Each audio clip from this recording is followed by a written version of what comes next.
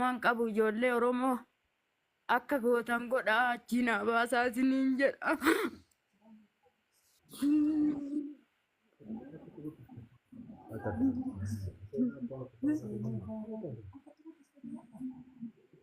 أمشر أمشر ربو مجرى إن شاء الله أمشر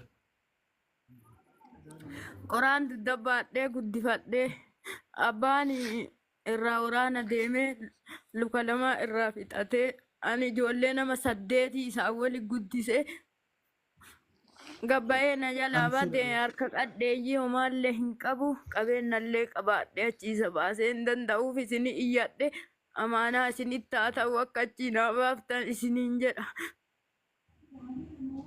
إن شاء الله أمشر أمتين أمشر ربي نتشي سجيس ربي نتشي سحاباس إن شاء الله ربي با إن شاء الله أمشر سنيادنا أمشر رب مجرى إن شاء الله أمّا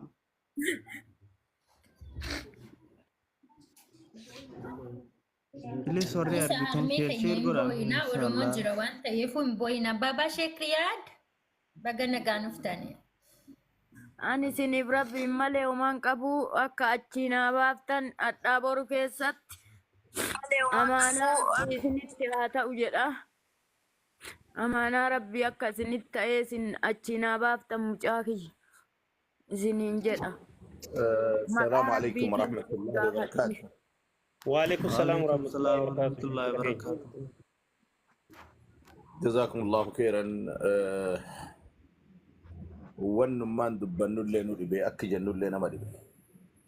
يا رب ستي يني ملن وركب دكاناتي ملن ومالي أولا. يا رب ملكنا. ملنا ما ربك يا ملن ومالي. يا أتي ملت ملي ملكا كملك إنما لنباسو يا ربي أتي نومل. آمين. اللهم سهل الأمور يا مسهل.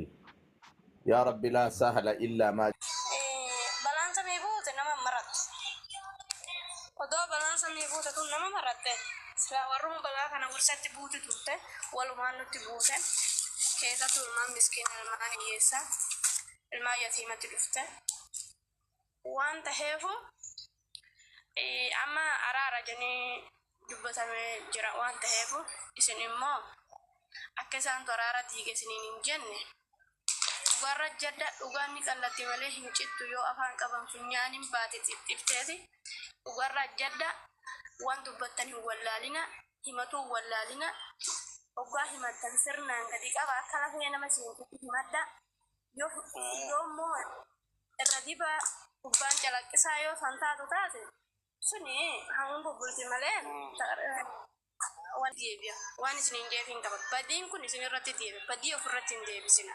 Ilmaanayya bileeyyan ofirratti hin deebisina badiin tuni yaani Oromoo kutaa sagal hafte san nu jibbisiisuuf wixxisuu barbaadan kanan godhina dura hin dhaabbatina araarallee fudhadha waan himattan immoo foggu araarri kun immoo irra dibaa kan taanetti himadha namni gurguddaan namni biyya kan haa dubbatu waan mufade hoo taate araarri eenyu fuuna gaha hoo sheexaana taate malee waan ta'eefu Eegalatome waa'ee araaraan jiru hamma ijoolleen badda argamtutti ati mootiirra nu deebi'e hime takka.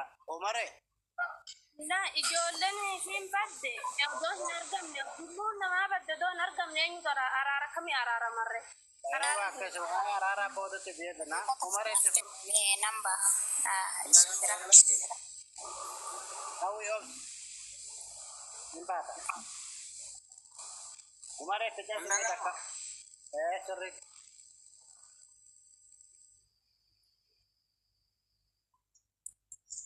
Ani warra bakka himannaa dhaqu warra siyaasattan kan hunduma keessan irraa hin gaafii qabaafetta badii gocha suukanneesaa maal hojjannee nurratti deebisama namni kan gocha suukanneesaa dhiisaa jalsilaanu hunda keenya kan miira keenu gashe mucaa daa'ima birillee shattaa hudduu kee gaadin la barbaritti naqan santu miira keenu gashe maaliif san hin dubbanne sin. Amma sanuma dhabamee mucaa san barbaachisuudha hee. Rakkoon qabu. Amma sanuma. Waan san kuma qabdan moo kuma qabdan nama waan san irraa dubbatu nagara silaa waan akka dhumti badii qabnu gooruu jira bar nama guutuun. Badiin qabnu ne badii maal balleessineerraa yoo harka kaffalanna. Waan kana keessatti harka keessaa hin qabnu birillee shattaa mucaa daa'ima birillee shattaa kee kaanii barbaritti naqanii mucaan halkan guutuu iyyaa bule santuun miira keenu naqee jechuudha. wallahi dubbii haroo namni dhaabbatuu dhabe kanaa miti ganaa namni du'a nagartan biyya kana laala akka kanuma waan biraan qabu. Ayee galatoomii. Roobi. Kam jirtu asin nagaa keessanii Nagaa jirta haadhoo ko. Maal jetta daqiiqaa takkaa baga fayyada. nagaa taatanii jirra.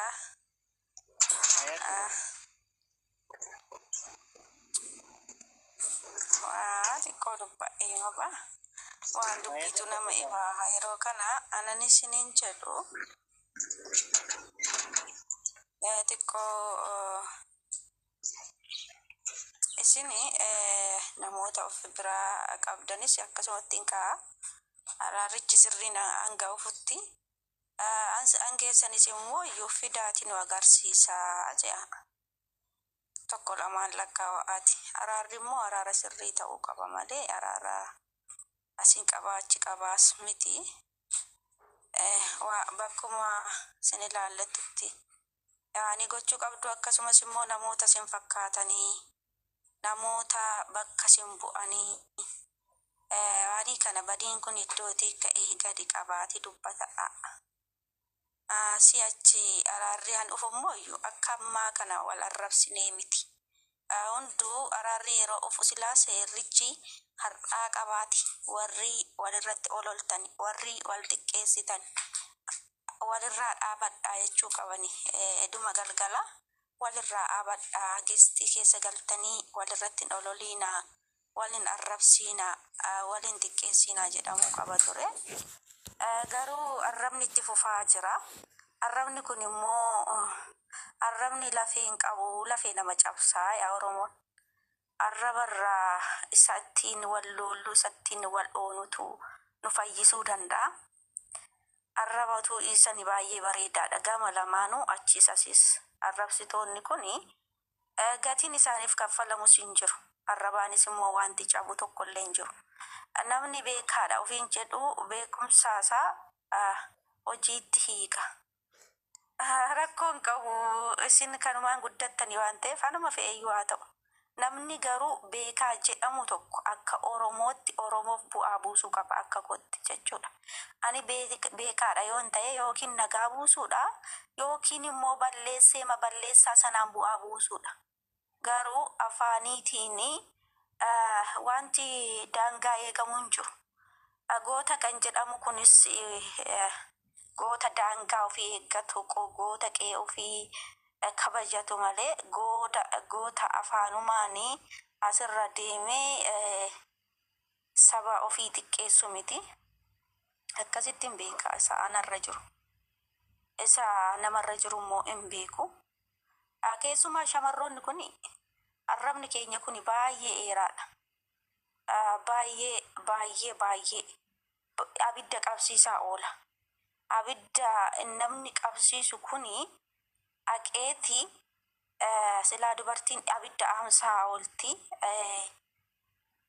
Gurri ishee nun dhaggeeffatu gadi ba'ee anni ammaa kun wal qixxeedha nuti miidiyaa gubbaa oollaa oloo barannee Amma oloo fudhannee keenya xiqqee namaa mucaa dhabu. warra qorii bade sanii barbaade jira ijoolleen keenya akka waraana geggeessitutti mucaa san gad baasisa. Dhugaa rabbi mucaa san gad baasisa yaa kee. Innaa akkasitti qabadhaa isiniin jedhaa.